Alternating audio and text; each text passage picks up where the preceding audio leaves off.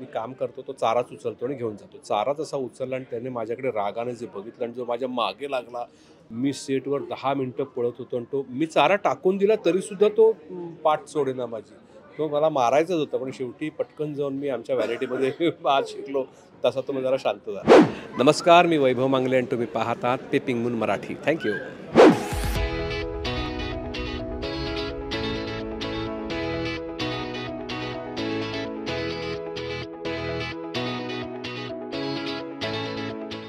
नमस्कार, मी प्रज्ञा म्हात्रे. तुम्ही पाहताय पीपिंग मून मराठी. अष्टपैलू अभिनेते वैभव मांगले सर माझ्यासोबत आहेत.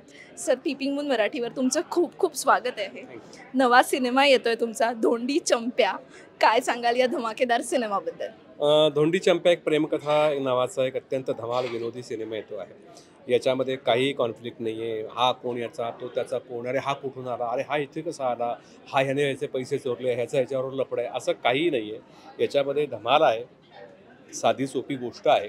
माझा रेडा आहे आणि भरतची म्हैस आहे. ते एकमेकांच्या प्रेमात पडतात, पण आम्ही एकमेकांचे वैरी असल्यामुळे आम्ही ते सफर होऊ देत नाही प्रेम. पण त्याच दरम्यान माझी मुलगी आणि त्याचा मुलगा मात्र प्रेमात पडतात आणि मग त्याच्यातून आमचं वैर काय अजून निर्माण होतं. आम्ही त्या प्रेमाला संमती देतो का, देत नाही का, या सगळ्या गोष्टी तुम्हाला सिनेमा पाहिल्यानंतरच कळतील. जेव्हा तुम्हाला वन लाईनर कळलं की या सिनेमाची कथा ही रेडा आणि म्हैशीची प्रेमकथा आहे, तेव्हा तुम्हाला काय वाटलं? कसं होकार दिला तुम्ही सिनेमाला? काही नाही, कथानक जेव्हा हे ऐकवलं मला ज्ञानेशने, तेव्हा नाही म्हणण्याचा प्रश्न नव्हता.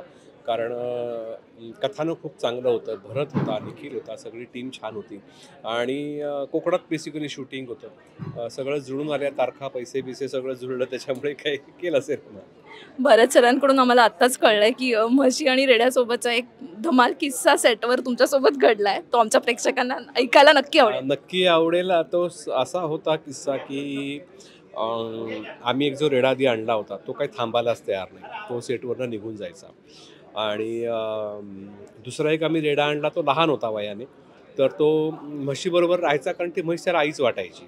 पण ॲक्च्युली त्यांचं प्रेम दाखवायचं होतं आम्हाला. तर एके दिवशी त्या रेड्याला मला ओढत घेऊन जायचा सीन होता आणि तो रेडा काही केलं जागचा हालेना. त्याच्यासमोर चारा टाकलेला होता, तो चारा खात होता.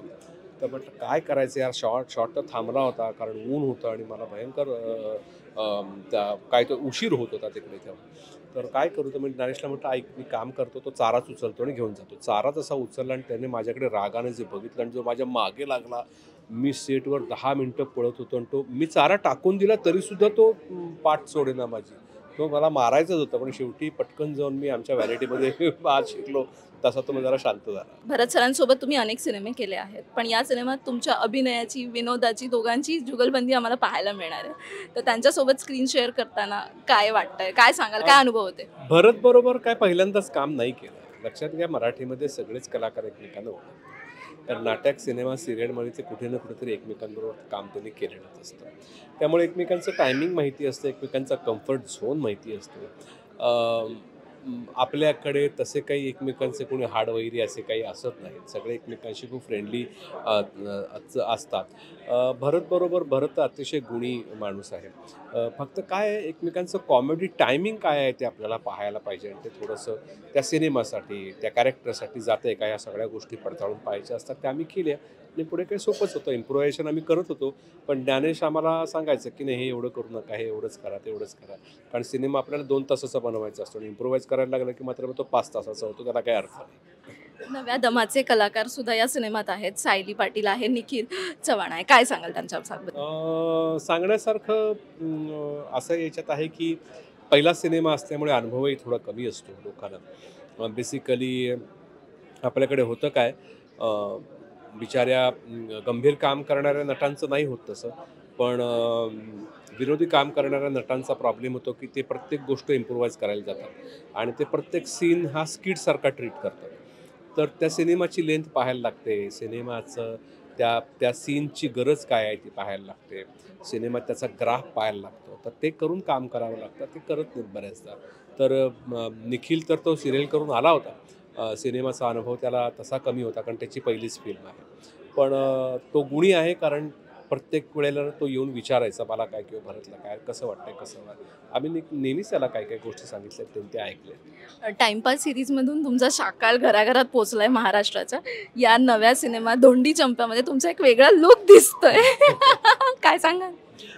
या सिनेमामध्ये सुद्धा एक वेगळी म्हणता येणार नाही, वेगळी हेअरस्टाईल आहे म्हणा किंवा थोडं कॅरेक्टरायझेशन आहे. संगमेश्वरी बोलीभाषा त्यासाठी वापरलेली आहे. तर त्याची नक्की तुम्हाला धमाल आहे. आणि त्याचं एक ना हे आहे की तो त्याला काही आठवायचं असेल तर तो असा करंट लागतो त्याला, तर ती एक थोडी त्याच्यामध्ये एक लकब घेतलेली आहे. अशी एक धमाल त्याच्यामध्ये तुम्हाला पाहायला मिळेल. वैभव सर, तुमची चिंची चेटकीण आम्ही ह्याच्यावरती रंगमंचावरती खूप मिस करतोय. तर पुन्हा तुमच्या चिंचीचे कधी प्रयोग होणार आहेत, काय सांगाल? पुन्हा माझ्या चिंचीचे प्रयोग एवढ्यात तरी काही शक्य नाही आहेत. भविष्यात बघू, पण अलबत्या गलबत्यात आम्ही करत नाही याचं कारण टेक्निकली बऱ्याच त्याच्यामध्ये गोष्टी आहेत. आणि आणखी काही वेगळे प्रोजेक्ट्स, मालिका, नाटक काही आणखी? सध्या काही नाही. संध्या छाया नावाचं नाटक आलेलंच आहे. मी आणि निर्मितीताई सावंत आम्ही हे नाटक करतो. नक्की पहा, खूप धमाल आहे. त्यातही वेगळा रोल मी करतो आहे. नवीन या महिन्यात एक फिल्म आहे, जानेवारीमध्ये एक फिल्म करतो आहे आणि लवकरच ती पण तुम्हाला कळेल, कारण ती ब्लॉकबस्टर मूवी असणार आहे. नक्कीच नक्कीच. तुम्हाला आणि तुमच्या सगळ्या नव्या प्रोजेक्ट्सना पीपिंग मून मराठीतर्फे आभाळभर शुभेच्छा. Thank you so much.